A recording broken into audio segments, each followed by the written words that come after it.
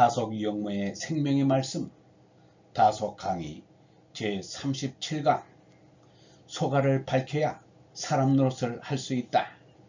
소가를 밝혀야 사람 노릇을 할 수 있다. 하늘 계신 아박의 두 번째 시간입니다. 하늘 계신 아박의 두 번째 시간입니다. 님을 이는 데는 반드시 생각이 있는 것입니다. 생각이 없으면 님이 없습니다. 이같이 생각하는 님은 하느님, 아바님, 길님, 말씀님, 생각님입니다. 전부 님을 붙여서 생각할 수 있습니다. 이렇게 써놓으면 여러분은 무엇인지 알 수 없겠습니다만 이 사람이 생각하는 게 이렇습니다. 명사만 나열하고 조사는 빠뜨렸으나 이렇게 해야 뜻이 절로 우러나옵니다. 이 사람이 하는 기도라는 것은 이것을 붙드는 것입니다. 예전부터 이 사람의 기도는 이러하였지만 요즘 들어 기도할 때 더 한층 이렇게만 하고 싶습니다. 그런데 님이 문제입니다.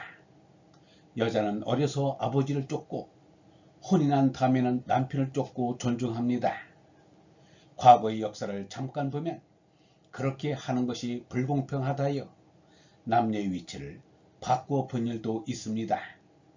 이런 소리를 하면 젊은이들은 머리가 구식이라거나 고집쟁이라고 말할지 모르겠습니다. 그러나 여자가 남편을 쫓고 남편이 님이 된다는 것은 시대가 지날수록 더할 것입니다. 님이라고 하면 아주 정중히 섬겨야 합니다.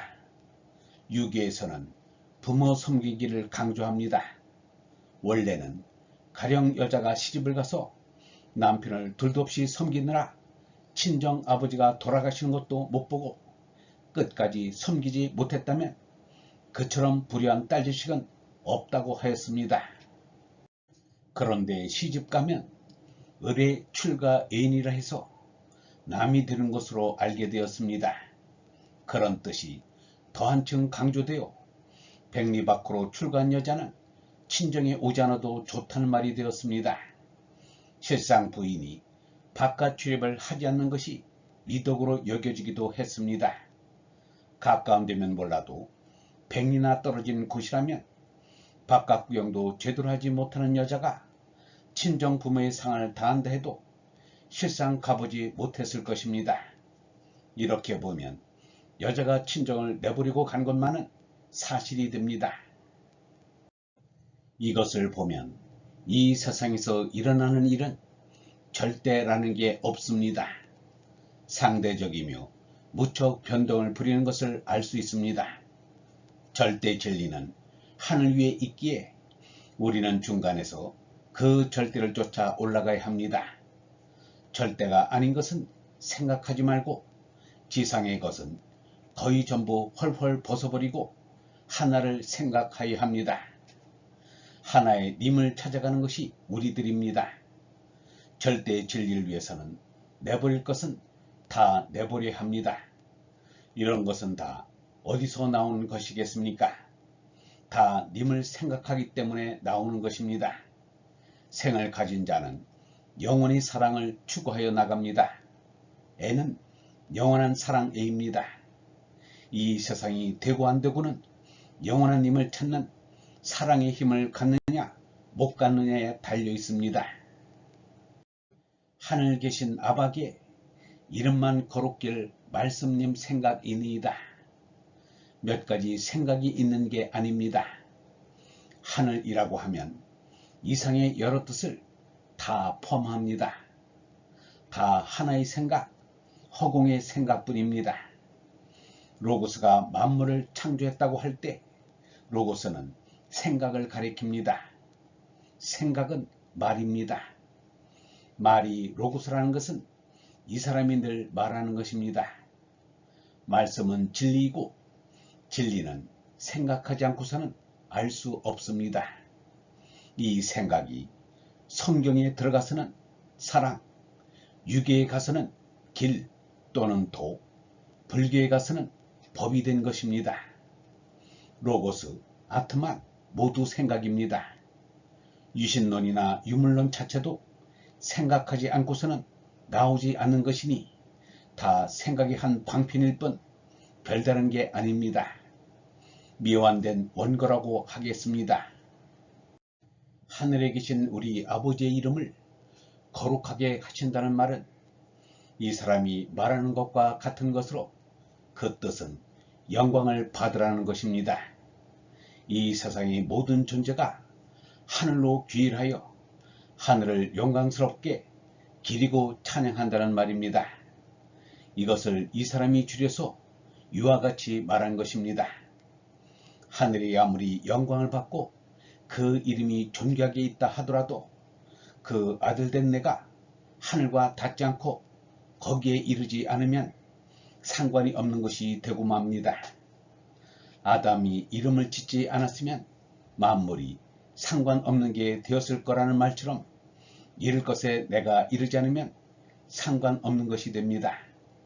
하늘은 우리네 상대 세계와는 다르기 때문에 맨 처음인 무엇인가에 내가 다다라야지 내가 다다르지 않고서는 상관이 없게 됩니다. 이런 뜻으로 이름이라고 할 때는 이름이라고 써야 할 것입니다. 추상적인 이름을 아무리 나열해 보았자 이르러야 할 그곳에 이르러야지 그렇지 않으면 상관이 없습니다. 오늘 여기 회의실에 들어오다가 현액된 4글자를 보았습니다. 덕채지군이라고 쓰여 있는데 누가 썼는지 알고 싶어서 낙관을 보니 중화교회였습니다. 이곳을 빌려 쓰던 중국 사람들이 새 집을 짓게 되니까 이렇게 하나 써서 들어오는 입구에다 걸어 놓은 것 같습니다. 우리나라 사람들도 흔히 한자를 쓰지만 이런 글을 써 붙이기란 쉽지 않을 것입니다. 중국 사람들이 자기들의 글로 쓴 것인 만큼 이 이상의 훌륭한 글이 나오리라고는 생각하지 않습니다. 그네들이 그리니까 그만큼 쓴 것이라고 생각합니다. 이것을 볼 때 생각은 자기 나라의 말로 써야 한다는 생각이 절실히 들었습니다. 덕을 제일 꼭대기에 놓고 몸뚱이를 두 번째에 지를 마지막에 놓은 것도 그 사람들답습니다. 동양에서는 삼육이라 하여 덕지처라고 하는 게 보통입니다. 그런데 덕최지라 하고 그 밑에 무리군을 써 놓은 것도 그들이 아니면 쓸 수 없는 글이고 말씀입니다. 군을 위해 곧 사회를 위해 덕을 잘 기르고 체육을 잘하고 지를 잘 기르라는 이 글귀는 대단히 좋은 글입니다. YMCA 본래의 사명이 무엇인지 4글자로 말한다면 정말 중국 사람이 아니고서는 이렇게 표현할 수 없으리라고 생각합니다. 덕채지군, 이것을 철저히 하면 됩니다.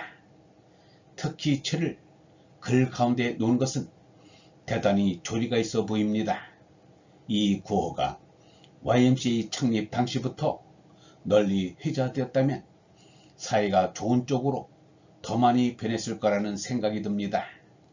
덕은 실존을 일컬은 것 같고 채는 우리 인생을 표현한 것 같습니다.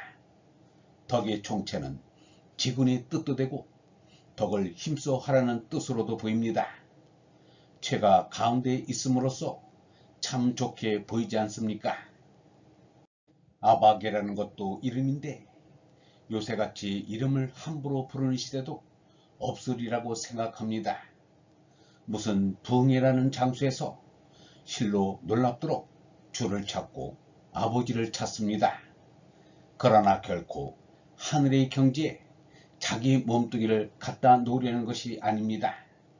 자기는 어디까지나 땅 위에 있으면서 아버지를 부릅니다. 자기가 하기 어려운 일을 심부름 시켜 먹자고 그같이 부르는 것입니다. 이름인 하나를 그렇게 마음대로 불러야 옳겠습니까? 이름에는 반드시 이름이 있다, 이루었다라는 뜻이 포함됩니다. 신이 여기에 들어가야 이름이 이름대로 살고 이룰 것을 이루는데 무작정 이름만 부르는 것으로는 이름과 인생, 그리고 영혼과 아무런 관계가 없게 됩니다. 영성신학원 다속 아카데미의 하늘소리였습니다.